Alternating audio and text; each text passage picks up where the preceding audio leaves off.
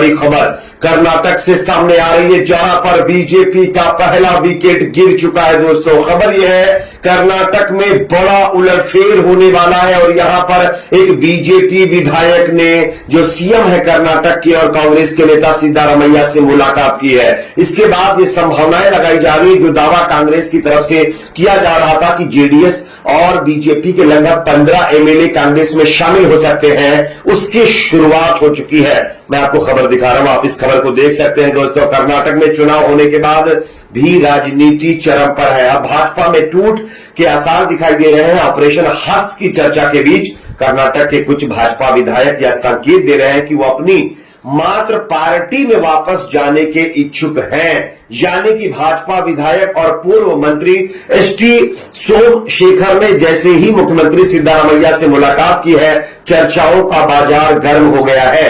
बेंगलुरु के यशवंतपुर निर्वाचन क्षेत्र से भाजपा विधायक सोमशेखर ने सीएम सिद्धारमैया से मुलाकात की है। हालांकि उन्होंने कहा है कि उनकी मुलाकात अपने निर्वाचन क्षेत्र के विकास पर चर्चा के लिए हुई थी, लेकिन आप समझ सकते हैं कि कर्नाटक के अंदर जिस तरह से कुछ दिनों से हलचल तेज है, राजनीतिक सरगर्मियां तेज है, उसके मद्देनजर ये बीजेपी के नेता और कांग्रेस के नेता की मुलाकात यह अपने आप में चौंकाने वाली है। वो भी कर्नाटक के अंदर अगर सीएम से अगर कोई बीजेपी के एमएलए मिल रहे हैं तो ये अपने आप में एक बड़े उलटफेर के संकेत दिखाई दे रहे हैं। अब देखना ये होगा आगे इस पर क्या होता है, लेकिन ये कांग्रेस के लिए अच्छी खबर जरूर है। कर्नाटक से अगर 15 के करीब एमएलए जेडीएस और बीजेपी के कांग्रेस में शामिल होते हैं तो बात करेंगे अगली खबर की, जो कि सामने आ रही है। दोस्तों यहां पर बिहार के अंदर एक बार फिर जबरदस्त फसाद देखने को मिला है। आप इस खबर को देखिए।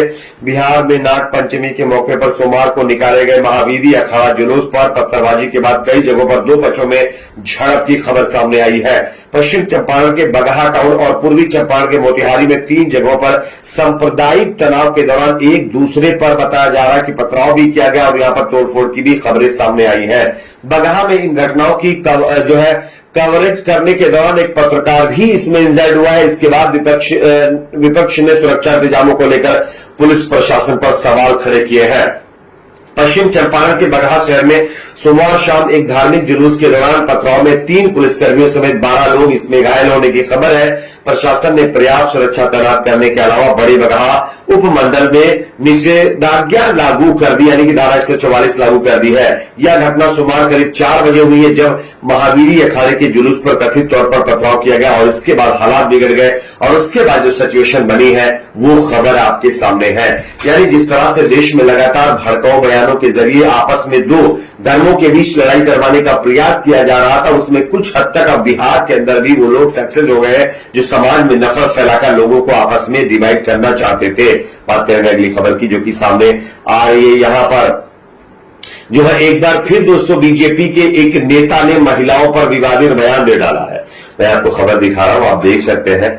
मछली खाने से औरतें चिकनी हो जाती हैं, जिसे देखकर कोई भी उनका कायल हो जाए। ये बीजेपी के नेता विजय गावित यानी महाराष्ट्र के मंत्री भी बताए जा रहे हैं। इनका ये बयान सामने आया। इन्होंने स्पष्ट तौर पर कहा है कि मछली खाने से औरतें चिकनी होती हैं और ऐश्वर्या राय रोज मछली खाती है, शायद इस वजह से वो चिकनी है। ये कहते हुए अपने आप में बीजेपी के नेता ने अपनी ही पार्टी को एक्सपोज कर दिया है इस मामले में कि बीजेपी ये दावा करती है कि उनके पार्टी के नेता काफी संस्कारी हैं। और आप देख सकते हैं संस्कारी पार्टी के नेता किस तरह से महिलाओं के ऊपर विवादित बयानबाजी कर रहे हैं। अपने आप में ये चौंकाने वाली खबर सामने आ रही है। अगली खबर की बात करेंगे, जो कि सामने आ रही। देश में लगातार हो रही मॉब लिंचिंग के मामले पर अब कानून बनाने की मांग की गई। आप इस खबर को देखिए। मुस्लिम संगठन जमीयत उलमाए हिंद का प्रतिनिधिमंडल राजस्थान के वसीम खान के घर का दौरा किया है। प्रतिनिधिमंडल ने मृतक के परिजनों से मुलाकात की और अपनी संवेदनाएं व्यक्त करते हुए उन्होंने कहा है कि खुद को धर्मनिरपेक्ष बताने वाले राजनीतिक दलों को मॉब लिंचिंग के खिलाफ कानून बनाना चाहिए। दरअसल जमीयत उलमाए हिंद के अध्यक्ष मौलाना अरशद मदनी ने वसीम के परिजनों के प्रति संवेदना जाहिर की है। यानी राजस्थान के अंदर जो वसीम को खत्म किया गया था मौत के द्वारा, उस पर अपनी संवेदना व्यक्त की है। उन्होंने कहा है कि वसीम के अनाथ बच्चों के पढ़ाई लिखाई की जिम्मेदारी जमीयत की होगी। उनका कहना है कि जो ये घटना हुई है इसके खिलाफ कार्रवाई होनी चाहिए और उन्हें न्याय के कटघरे में खड़ा करना चाहिए। उन्होंने यानी जमीयत की तरफ से आगे कहा गया है सुप्रीम कोर्ट के सख्त निर्देश के बाद भी यह क्रूरता कम होने का नाम नहीं ले रही है।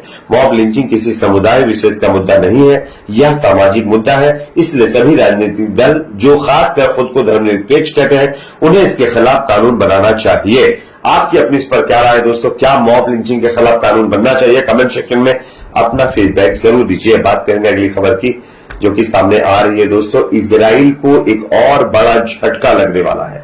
आप इस खबर को देख सकते हैं। वैसे फिलिस्तीनियों के ऊपर इजराइल का जुल्म आप देख सकते हैं किस हद तक बढ़ चुका है, लेकिन इसी बीच अमेरिका में राष्ट्रपति चुनाव अगले साल होने वाले हैं, लेकिन पार्टी लेवल पर टीवी डिबेट्स अभी से शुरू हो रहे। रिपब्लिकन पार्टी की बहस शुरू होने से पहले ही उम्मीदवार आपस में ही भिड़ गए और ये लड़ाई इजराइल को लेकर हुई है।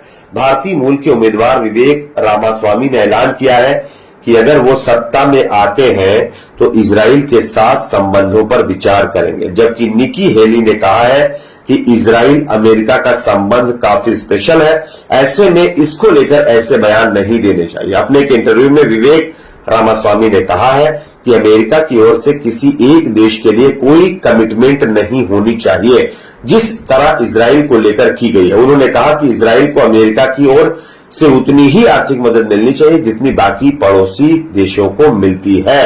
यानी स्पेशल जो ट्रीटमेंट अमेरिका इजराइल के साथ करता है, जो खास रिश्ता है, वो खत्म करने पर कहीं ना कहीं यह बयान दिया गया है। यह अपने आप में इजराइल के लिए बड़ा झटका हो सकता है अगर यहां पर नए कैंडिडेट चुनाव जीतते हैं। तो अगली खबर की बात करेंगे दोस्तों। नूह के अंदर जो फसाद हुआ था, उस फसाद के बाद अब मुस्लिम युवाओं ने जिस तरह से भाईचारे की मिसाल दिखाई है और भाईचारे की मिसाल यहां पर जो है पेश की है, वो अपने आप में देश के लिए काफी अच्छी है। मैं आपको खबर दिखा रहा हूं, आप देख सकते हैं। सद्भाव की मिसाल कायम करते हुए मरोरा गांव, यानी ये नूह के अंदर आता है। यहां पर अल्पसंख्यक समुदाय के लोग नूह जिले के एक मंदिर और गौशाला की रखवाली कर रहे हैं, जहां 31 जुलाई को सांप्रदायिक फसाद हुआ था। मुस्लिम समुदाय के लगभग 30 से 40 युवाओं को क्षेत्र में सांप्रदायिक सौंदर्य बनाने रखने के लिए रात 10 बजे से सुबह 4 बजे तक मंदिर और गौशाला की रखवाली करते देखा जा सकता है। यानी कि जिस नूह में 90% मुसलमान है, उस नूह में एक मंदिर भी है और इस मंदिर की रखवाली की जिम्मेदारी मुस्लिम समुदाय के युवाओं ने ली है और वो इस मस्जिद की रखवाली कर रहे हैं और इस पर पहरेदारी कर रहे हैं। उनका साफ तौर पर कहना है कि किसी की मजाल नहीं है कि इस मंदिर में आकर कोई हाथ लगा दे और गौशाला को कोई हाथ लगा दे। अगर कोई ऐसा करने की कोशिश करेगा तो वो युवा उसके जो है खिलाफ खड़े हो जाएंगे। बात करेंगे अगली खबर की, जो कि सामने आ रही है बागपत से, जहां पर आंदोलन के बिना किसानों को नहीं मिलता बकाया, ये कहते हुए किसानों ने सरकार के ऊपर कटाक्ष किया है। आप इस खबर को देखिए। भाजपा के राष्ट्रीय अध्यक्ष चौधरी नरेश टिकैत ने कहा है, सरकार चीनी मिलों से बकाया गन्ना मूल्य भुगतान नहीं करा पा रही है, इस कारण किसानों को आंदोलन करना पड़ता है। उन्होंने कहा कि आंदोलन के बिना किसानों को बकाया गन्ना मूल्य